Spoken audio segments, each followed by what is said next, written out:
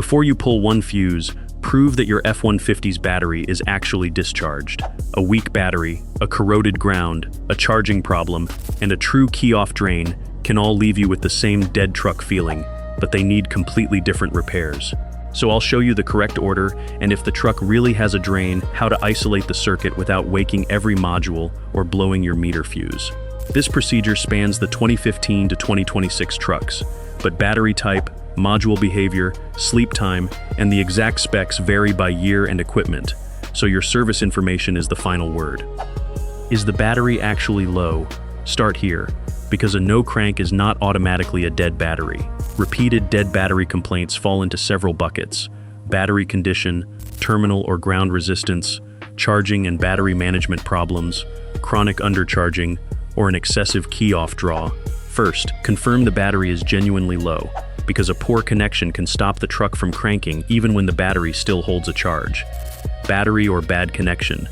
Before you test the battery, check that its power can actually get out. Look at the battery terminals for looseness and corrosion between the post and clamp, the negative battery sensor connection, the engine to body and frame grounds, and the positive cable connection, and check for voltage drop across those connections while cranking. Here's why this comes first. A battery tester can call the battery healthy, while a corroded cable stops that power from reaching the starter. Clean, tight power and ground before you condemn anything. Test the battery properly. Now the battery itself. Open circuit voltage shows state of charge, not usable capacity. A battery can read around 12.6 volts and still have high internal resistance or too little cranking power. So do it right. Fully charge it, account for surface charge, then run a conductance or load test, and watch the voltage while cranking where you can. On age, many batteries fail within roughly 3 to 5 years, but temperature, battery type, vibration, and driving pattern move that line both ways. Age is a clue, not a verdict. Many parts stores will test a battery for you.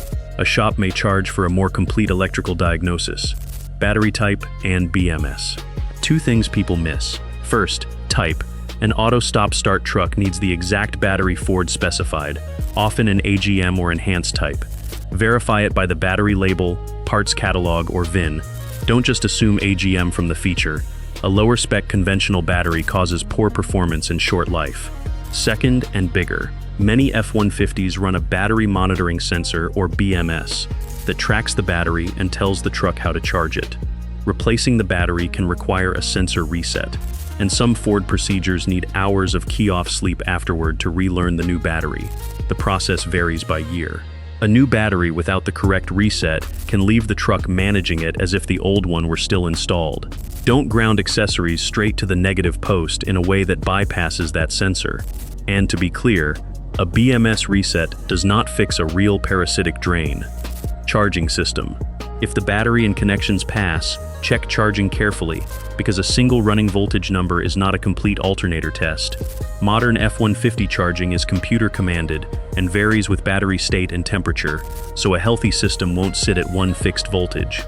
A real check looks at resting voltage, charging under load, the scan tool charging command where available, positive and negative cable voltage drop, alternator output, and diode ripple when indicated. Don't declare the alternator good or bad from one idle reading. And a leaking diode can create a key-off draw, but confirm that through diode ripple testing, a clamp meter test, or safe isolation by a qualified tech, not by casually disconnecting the alternator. Undercharging. One more before you hunt a drain. Short trips. If the truck only does brief runs, the alternator may never fully recharge the battery, and a perfectly good battery on a diet of short, cold weather trips will act exactly like it's dying, with nothing wrong to find. If the battery, the connections, and the charging system all pass, now you've earned the right to hunt a drain. This is where the test becomes precise, and where one wrong meter setting can end the diagnosis. Let the truck sleep. A key-off draw test is only valid once the computers are asleep, and sleep time is not one fixed number. Some systems settle in roughly 15 to 45 minutes. Others take longer or wake periodically. Wait until the current stabilizes, and use year-specific information.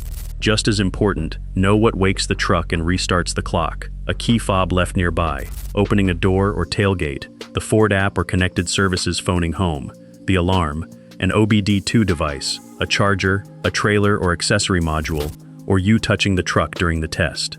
To simulate closed doors and hood, follow the service procedure.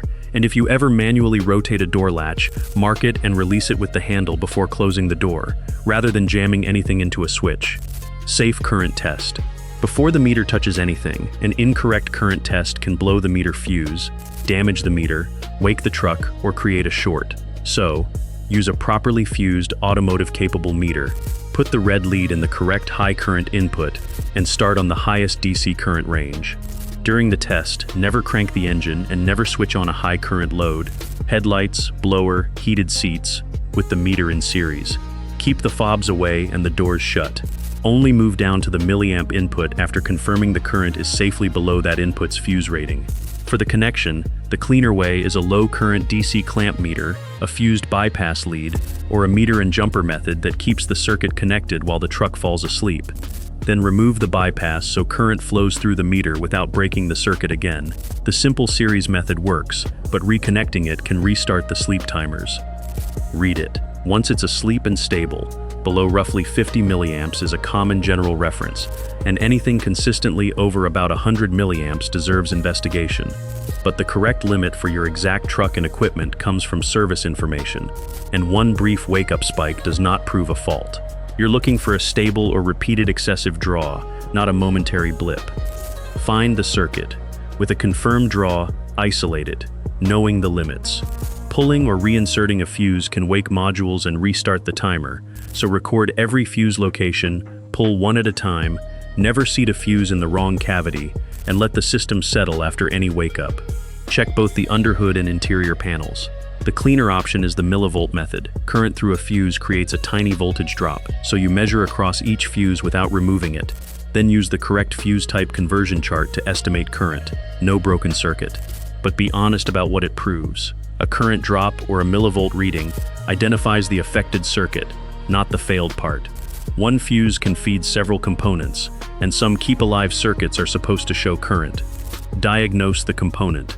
Now the patterns on that circuit.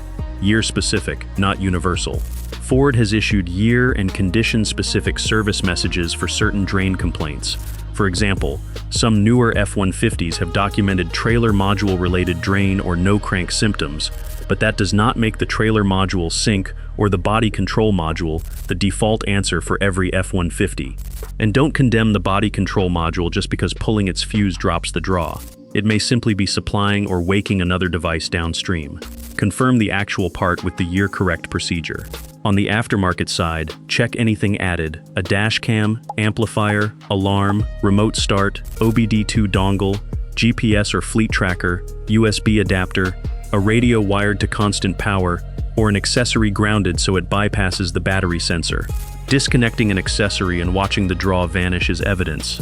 Assuming every add-on is guilty is not. And the simple stuff, verify glove box, vanity, cargo, and aftermarket lights actually go out. Don't trust the switch position alone, because battery saver logic shuts some loads down on its own. Confirm the repair, and you're not done when you replace the part. Repeat the full key-off draw test, let the truck sleep again, and confirm the current has actually returned to normal. That's your proof. So, the order that keeps you from buying the wrong part. Prove the battery is low, then test the battery, cables, and charging system, verify the correct battery and BMS setup, and only then measure the key-off draw. Let the truck sleep, isolate the circuit without waking it, diagnose the component, and repeat the test after the repair. And the line to remember through all of it: a fuse identifies a circuit, a test identifies the failed part. Don't confuse the two. Last thing, whether you turn the wrench or pay someone, ask for the evidence behind the diagnosis. The battery test, the state of charge, the cranking voltage, the charging readings, the voltage drop numbers, the stable key-off current, and the circuit that changes it. Because a battery or a cable can be the fault even when the key-off draw reads perfectly normal. If you'd rather get ahead of problems like this than chase them, that's what I cover next. The F-150 systems and maintenance most owners never touch until something leaves them stranded. I'll see you there.